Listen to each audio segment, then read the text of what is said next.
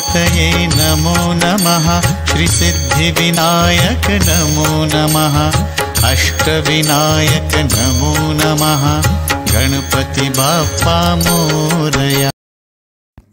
नमस्कार नमस्कार, खूप खूप स्वागत आहे तुम्हा सर्वांचं द शेफ डायरीजमध्ये।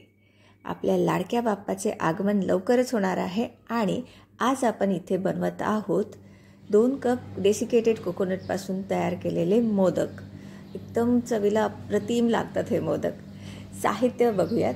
इथे मी 2 कप डेसिकेटेड कोकोनट घेतलं आहे, 3/4 कप दूध आहे, तितकीच साखर आहे आणि वेलची पूड।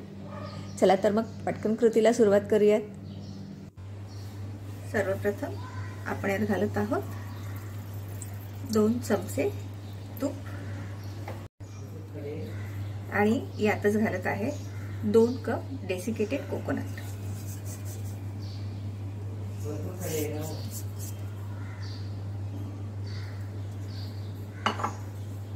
तुपामध्ये छान परतून घेऊयात। 1-2 मिनिटच परतून घ्यायचे आपल्याला, खूप असं जास्त रोस्ट नाही करायचे, तर 2 मिनिट। 2 मिनिटं झालेली आहेत। बऱ्यापैकी आपला डेसिकेटेड कोकोनट, आपल्या खोबऱ्याचा हा किस रोस्ट झालाय। यातच आता मी घालते 3/4 कप दूध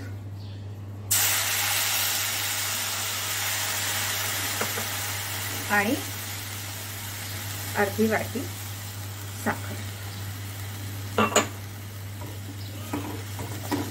आणि हे सगळं व्यवस्थित छान एकजीव होईपर्यंत आपण परतून घेणार आहोत।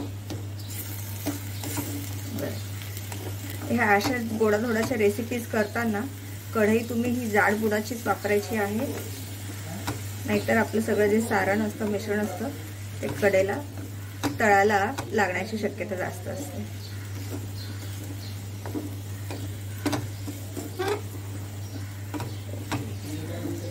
आपली साखर मेल्ट होईपर्यंत आपण हे असंच परतत राहणार आहोत। तुम्ही बघू शकता आपलं मिश्रण हे छान मॉइस्ट झालेलं आहे आणि साखरही छानपैकी मेल्ट झाली आहे। यातच आता मी घालते ही 15 ग्राम मिल्क पावडर आहे। कुठल्याही ब्रँडची मिल्क पावडर तुम्ही इथे घेऊ शकता आणि त्यासोबतच अर्धा चमचा वेलची पूड। हे सगळं व्यवस्थित एकजीव करून घेऊयात। अच्छा, आपण मिल्क पावडर घातली आहे त्याच्यामुळे आपल्या खोबऱ्याच्या मिश्रणाला एक छान बाइंडिंग येणार आहे आणि त्याची चवही खूप उत्तम लागते मिल्क पावडरमुळे। मिल्क पावडर आणि वेलचीची पूड छानपैकी मिक्स झाली आहे।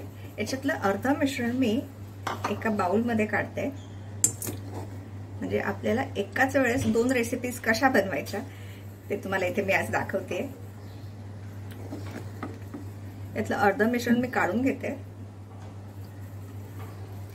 आणि या बाकीच्या मिश्रणामध्ये मी आता घालणार आहे केशर, 3-4 काड्या केशर आणि थोडासा केसर इसेन्स।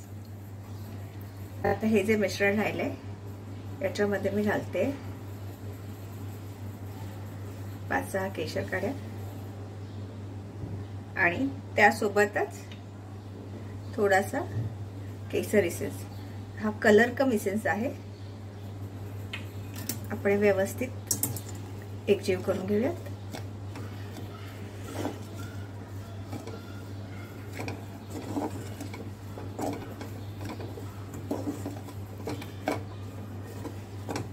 या मोमेंटला, ह्या क्षणाला तुम्ही गॅस बंद केला तरी चालेल, कारण आता आपलं मिश्रण बऱ्यापैकी त्याला एक बाइंडिंग आलेलं आहे, त्याच्यामुळे गॅस चालू ठेवायचा नाहीये।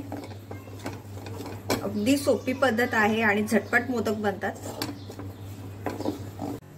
हे आपलं विदाऊट केशरवालं मिश्रण आणि हे केशरचं मिश्रण, हे दोन्ही मिश्रण रेडी आहेत। इथे मी मोदकाच्या साच्याला तूप लावून घेतलेलं आहे। आता एक एक करून आपण मस्तपैकी हा मोदक छान साच्यामध्ये भरून घ्यायचा। हे मिश्रण साच्यामध्ये भरून घ्यायचंय, छान दाबून दाबून भरायचं, म्हणजे हे चारी बाजूला लागतं। Very good. साचा चांगला घट्ट बंद करायचा आहे आणि ओपन करायचं आहे. हा एक छान सुबक असा मोदक आपल्याला इथे मिळालाय. व्यवस्थित आपण त्याला या डेसिकेटेड कोकोनटमध्ये ठेवून थोडंसं त्याच्यावर डेसिकेटेड कोकोनट भुरभुरवायचं आणि तुम्ही बघू शकता या प्रकारे मी हा केसरवाला सुद्धा तुम्हाला एक करून दाखवते. आता आपण केसरवाला केसरवाला सारण या मोदक पात्रात भरूयात. छान दाबून दाबून भरायचंय.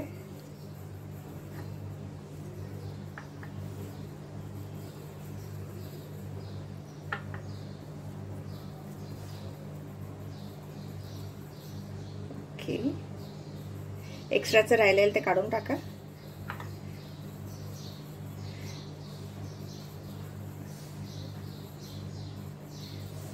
साचा व्यवस्थित उघडायचा आहे. हलक्या हाताने. हा बघा, हा देखील मोदक किती अप्रतिम दिसतोय.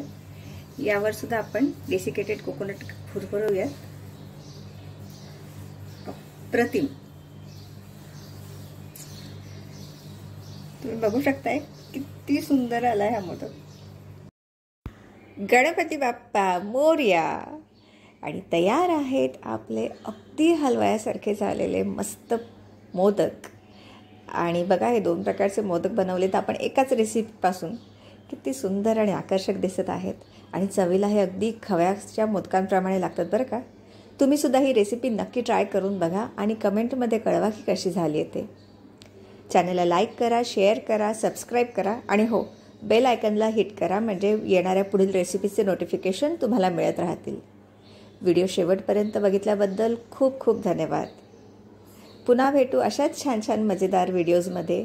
तोपर्यंत मस्त खा, स्वस्थ रहा आणि हो, नवनवीन पदार्थांचा आस्वाद घेत रहा.